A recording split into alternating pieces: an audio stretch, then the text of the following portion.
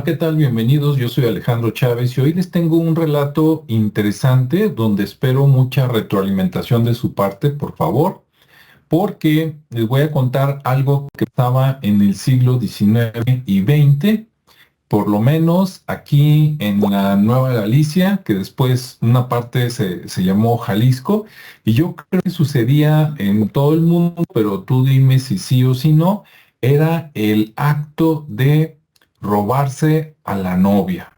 ¿Sí? ¿Alguna vez has escuchado esto de tus abuelos, tus bisabuelos, de que se robaban a la novia? Vamos a ver qué significa esto de robarse a la novia y tiene que ver con un secreto familiar que te voy a contar.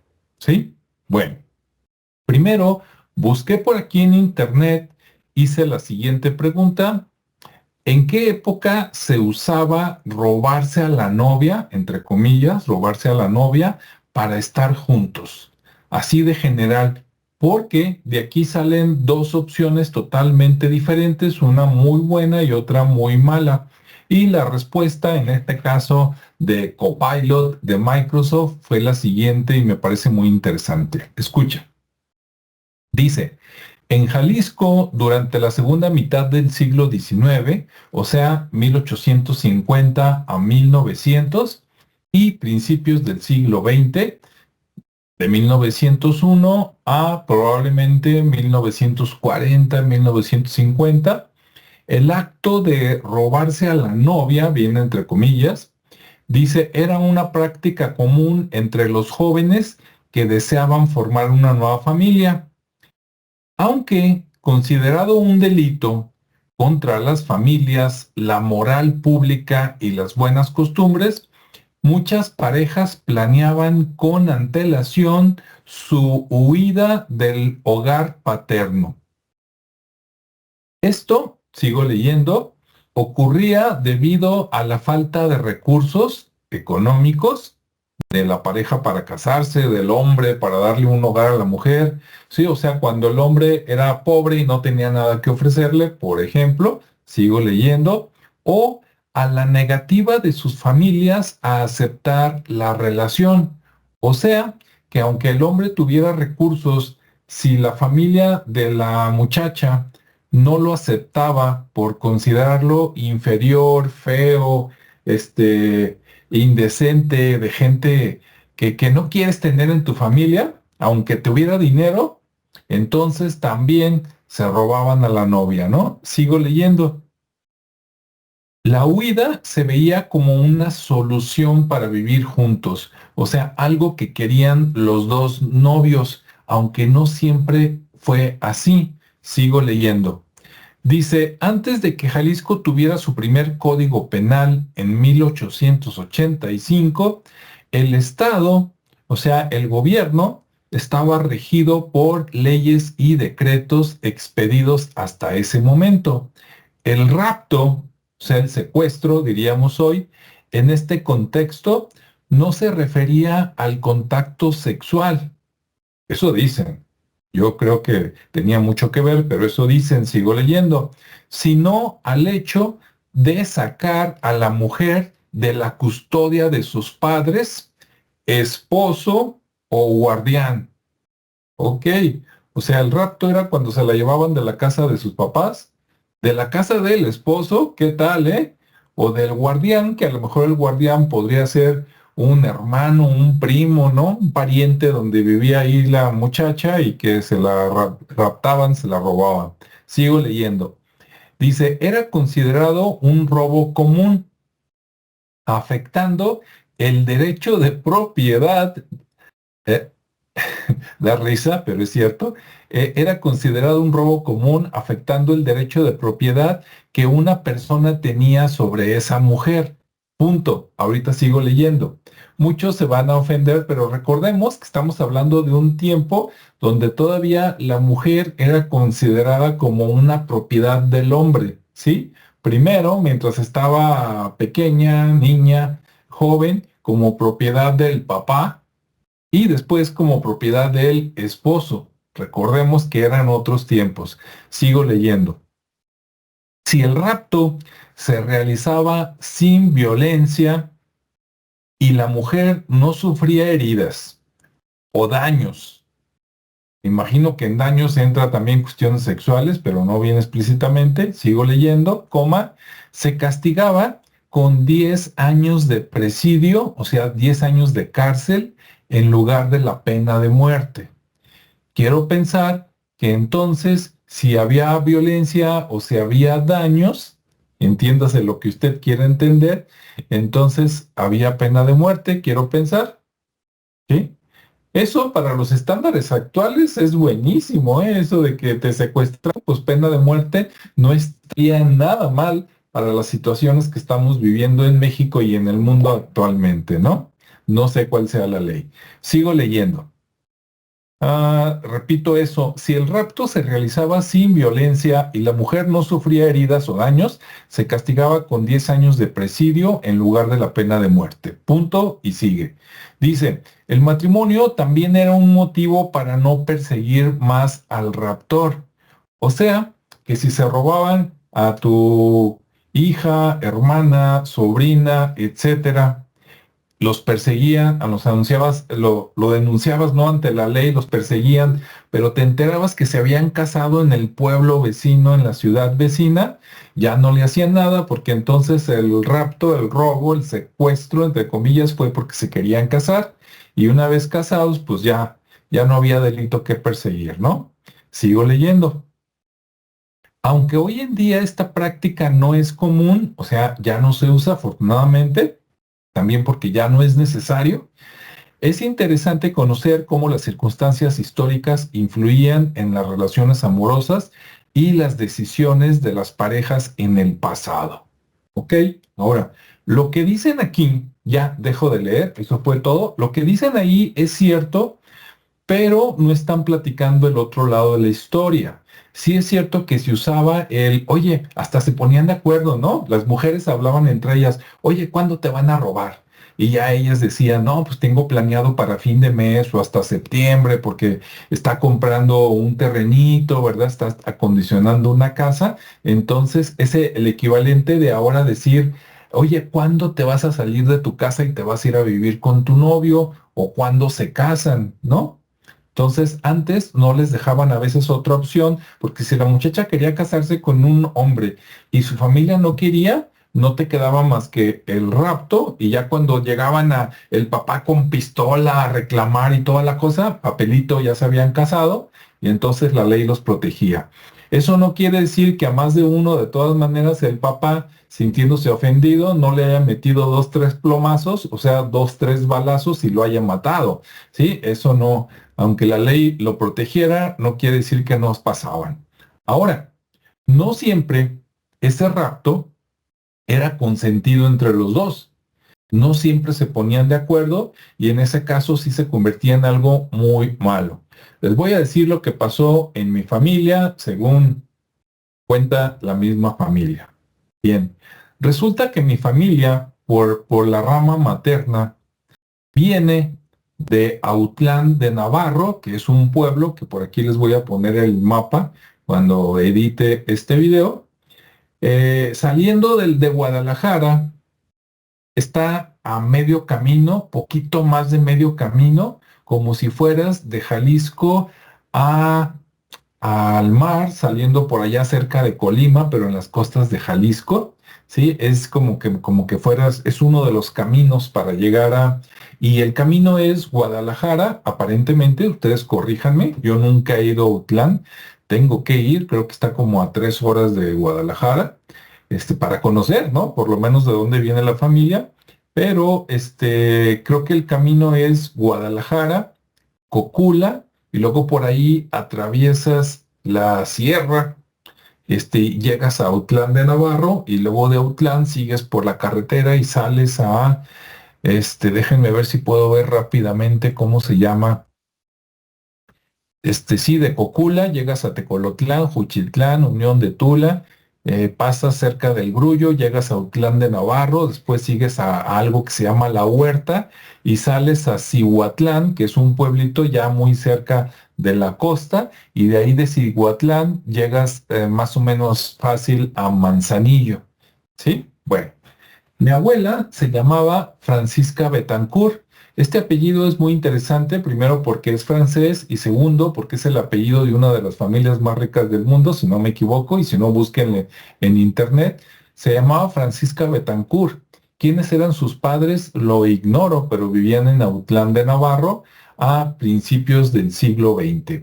Y entonces ahí en Autlán supuestamente había un señor, desconozco su nombre, al que le decían el negro. Y esto fue por ahí por el año 1900, 1920 y tantos, algo así. Y el negro, no vais a pensar que era una persona pobre, un esclavo, un descendiente de esclavos. No, dicen que el señor tenía mucho dinero, que era de las familias ricas de Autlán de Navarro, porque tenía un negocio.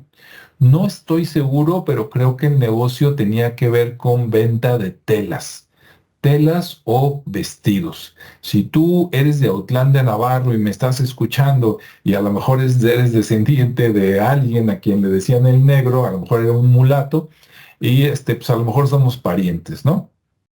Bueno, resulta que el negro se robó a Francisca. Mi abuela Francisca era una mujer, yo la conocí, ella falleció cuando yo tenía como entre 8 y 10 años. Esto fue más o menos como en 1976, ya en Guadalajara, Jalisco. Y cuando ella falleció tenía 80 y tantos años. Estamos hablando de 1976, entonces ella tuvo que haber nacido más o menos como en 1890, algo así, entre 1890 y 1890 y tantos, en Autlán de Navarro. Francisca, le decían Pachis, de cariño, como Pachita, supongo, pero era Pachis.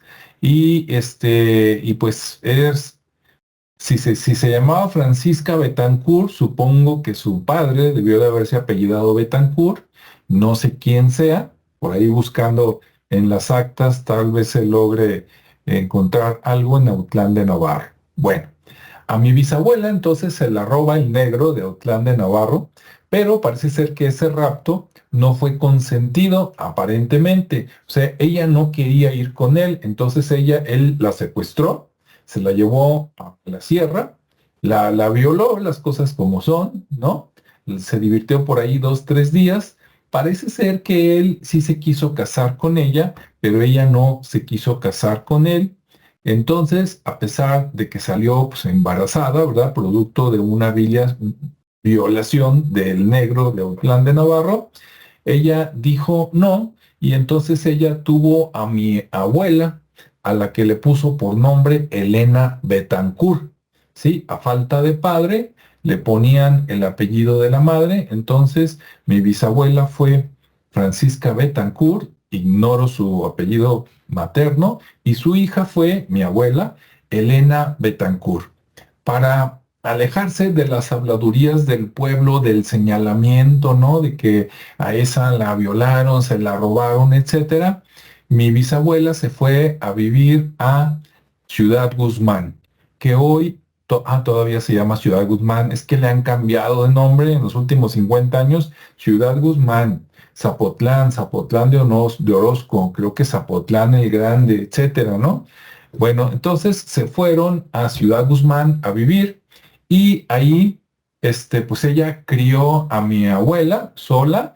Ella se dedicaba, creo que antes había, un trabajo que era que cuando una familia, sobre todo las familias de dinero, tenían un hijo, un bebé, un niño, una niña, y no querían entenderse de él, le pagaban a una señora para que lo cuidara, lo amamantara, lo criara hasta que tenía edad para ir al kinder, ¿no? Y entonces eso es lo que hacía mi bisabuela, la contrataban para cuidar bebés y criar los primeros años a niños, niñas de familias de dinero. Bueno. Entonces ahí creció mi abuela hasta que ya fue grande, conoció a mi abuelo, que mi abuelo se llamaba José Castillo. Les debo el apellido, creo que es José Castillo Sandoval, pero no me hagan mucho caso, pero José Castillo sí era. Creo que todos sus hermanos ya se murieron, pero sus descendientes todavía andan por ahí. Por eso lo platico, ¿no? Porque pues ya mi bisabuela ya se murió y mi abuela ya se murió en los años 80 por ahí, mi abuelo en los 90. Él fue conductor de camiones, pues se casó con mi abuela, con Elena Betancourt, se casaron y él manejaba camiones, incluso había camiones foráneos que iban a Guadalajara, de Ciudad Guzmán y a otros lados. Juntó dinero, tenían una casa y en esa casa tenían un chiquero, ¿no? Puercos, criaban animalitos, los vendían. Tuvieron, mi abuelo tenía creo que tres o cuatro hermanos. Uno de ellos se hizo sacerdote y acabó sus días, lo trajeron por varios templos, ¿no? En Sayula estuvo unos años, supongo que en Ciudad Guzmán, en Atenquique creo que estuvo unos tiempos y acabó su etapa de sacerdote en aquí cerquitas de Guadalajara, Jalisco, cerquitas de Zapopan, en Tezistán. En Tezistán, si ustedes visitan Tezistán, vayan al templo mayor de por ahí, en lugar de meterse al templo, se van a la casa que está a un lado, ahí la casa de los sacerdotes, y en esa casa de los sacerdotes hay como un patio, y alrededor de ese patio están las fotografías de todos los sacerdotes que ha tenido ese templo desde hace como, no sé, 50, 100 años, y una de esas fotos van a encontrar a un señor que se apellida Castillo. Ahorita no me Chava. Chava, que decían el tío Chava, ¿no? Le decían mi mamá, mis tíos, el tío Chava. Entonces es Salvador Castillo, hermano de José Castillo y si no me equivoco mal, de Tranquilino Castillo. Y tuvieron otro hermano que ahorita no me acuerdo, muy simpático, muy bueno para platicar, que creo que ya falleció, me caía muy bien y vivía por allá por Ciudad Guzmán, ¿no? Si ustedes son parientes míos, ahí descendientes de los Castillos, un saludo, un abrazo muy, muy, muy grande y complementenme la historia con lo que ustedes sepan, ¿no? Entonces se robaron a mi bisabuela, pero a ella sí no quería, se la robaron a la fuerza, de ahí salió embarazada, tuvo mi abuela se casó con José Castillo, después de varios años que vivieron por ahí y tuvieron a sus 6 hijos, ¿no? Evelia, Gloria, Rogelio, Luis y Jaime, tuvieron esos hijos, decidieron vender lo que tenían por allá y venirse a vivir a Guadalajara. Estamos hablando de los años 60, 70. Creo que primero se vinieron mis tíos por acá a estudiar el seminario, a buscar trabajo. Luego se jalaron a mis tías, o sea, primero se vinieron los hombres, luego se trajeron a las mujeres, y ya que ellos tenían por aquí trabajo y estaban acomodados de alguna manera, ellos se dijeron a los papás, vénganse, les consiguieron casa, por ahí se llamaba Monte Casino, ahora se llama Avenida Fidel Velázquez, por ahí por el número 772, si la memoria no me falla. Y bueno, de ahí viene mi familia materna, ¿no? De la familia Betancourt. Mi bisabuela tenía la piel muy blanca. En su juventud creo que tenía el cabello oscuro, tal vez negro, y los ojos azules. Ya mi abuela no, mi abuela pues ya salió más morenita, ¿verdad? Cabello castaño, ¿verdad? Pues cómo, si no, si iba a ser, si era hija del negro, ¿no? Y pues adelante, ¿no? Ya mis tíos, pues hubo de todo, ¿no? Con la herencia esa francesa, ¿no? Que muchos decían, mis tíos, es que soy Castillo Betancourt, ¿no? Se les llenaba de orgullo la boca cuando decían el Betancourt. El apellido original termina con R, con B de bonita, Betancourt, ¿no? Ese es el original.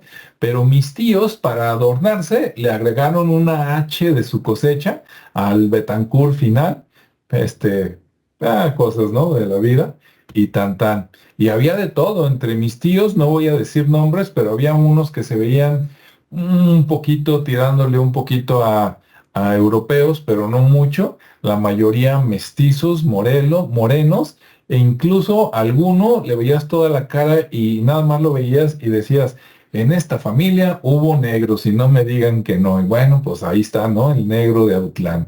Ok, pues esto es lo que les platico. El tema era de cuando se robaban a las chicas, como vimos, en algunos casos sí se ponían de acuerdo, cuando la familia no quería.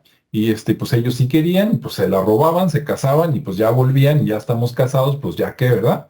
En la mayoría de los casos, pero en otros casos, como en sí eran secuestros prácticamente, ¿no? Con violación y toda la cosa. Y bueno, pues no todas las historias acaban bien, pero después de 2, 3, 4 generaciones, como ven, no hay mal que dure 100 años ni gente que lo aguante. Y bueno, pues la vida sigue y pues todo bien, ¿no? Entonces, pues ya supiste algo de mi familia relacionado cuando se robaban a las chicas. Espero te haya gustado el relato. Si tú tienes una historia parecida, claro que no todos van a decir, ay, violaron a mi bisabuela, ¿verdad?